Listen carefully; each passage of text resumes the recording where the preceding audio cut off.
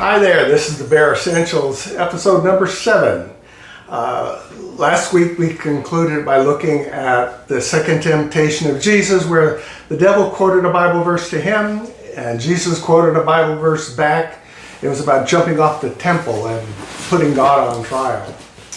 And the thing that I want to continue on about this is that Jesus was able to recognize that a Bible verse could be used incorrectly because the devil knew the Bible, but he wasn't using it correctly.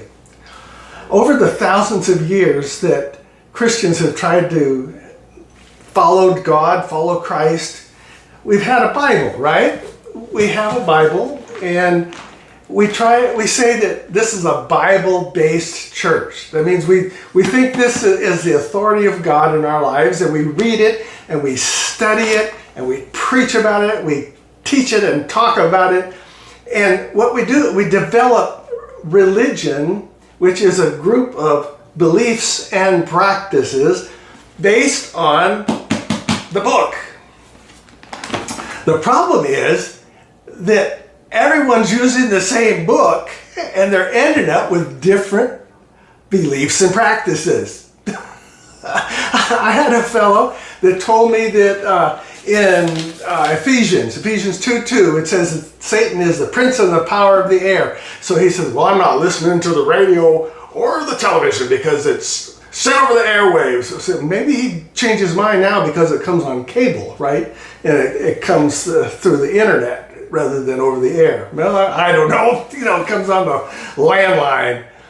Another guy said that he believed that you could stop the bleeding of somebody by quoting a verse out of Ezekiel 16:6. And if you quote that verse or read that verse 3 times while you're walking east, you can get the blood to stop. Others have said, well, you just touch the Bible through the bleeding part, quote the verse, and the bleeding will stop.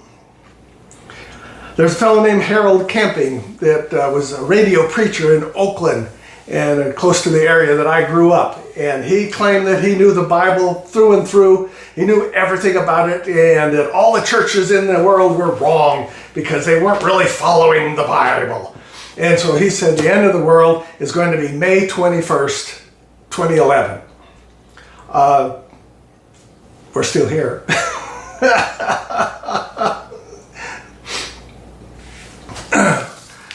Lots of things in our belief and practice. Religion, belief, list of beliefs, and practices. What we do, how we live. We try to base them on the Bible. And yet we have lots of different understandings, even of the same subject. Like the second coming of Christ. Like, what is the meaning of baptism? We can't even decide if you dunk somebody, sprinkle them, or pour water over their head. We have the Lord's Supper. There's all kinds of beliefs and practices that are not the same amongst true believers. And so I like to relate a story that I was told a couple weeks ago. It's about the crucifixion of Jesus. Remember, there were 3 crucified that day. Jesus was in the middle, and there was a criminal on each side that were sentenced to death. And in those last moments, one of the criminals asked Jesus if he would have mercy on him and remember him when he came into his kingdom. And Jesus said, definitely, I promise, you'll be with me in paradise. And so the rest of the story goes like this, that this little guy, he goes up to heaven and he gets there and he says, St. Peter, sir, I'm ready to come in. And St. Peter says, well, let me check the records here a little bit. So I don't see a whole lot about you. Have you been baptized? Well, sir, no, there really wasn't enough time. You have not been baptized. Well, tell me your favorite Bible verse then. Oh, I'm sorry, sir, but I can't read. Oh, that is a problem, isn't it? How about the virgin birth? You believe in the virgin birth, right? Oh my goodness. I thought you couldn't have anybody born if they were a virgin. That doesn't make sense. You don't believe that? How about the end of time? How about which type of baptism is the right one? Of course, you never were baptized, but do you have any opinion on that? Sir Peter, Mr. Peter, sir, I don't know any of that. And Peter looks him straight in the eye and he says, why in the heck are you here? Why in the world should we let you in? And the little guy kind of, he's at a loss for words because he said, well, Mr. Peter, sir, the guy on the middle cross, he said I could come.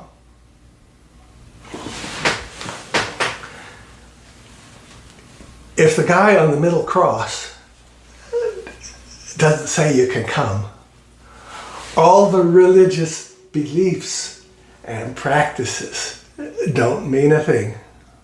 We may have all kinds of different ways to interpret some of the same things, same verses of Scripture. But unless you get an invitation from the guy on the middle cross, it doesn't matter. It matters not. Well, I don't want to take too much time today with talking about it. I could talk about this forever because this is something very near and dear to my heart, that we spend too much time on religion and not enough time getting to know the guy who made the invitation, the guy from the middle cross that invited us. It's been fun talking. We'll talk again soon. This is Teal, the Bare Essentials. If you want to write to me, here's the address. Have a great week. All right? Thanks. Bye-bye now.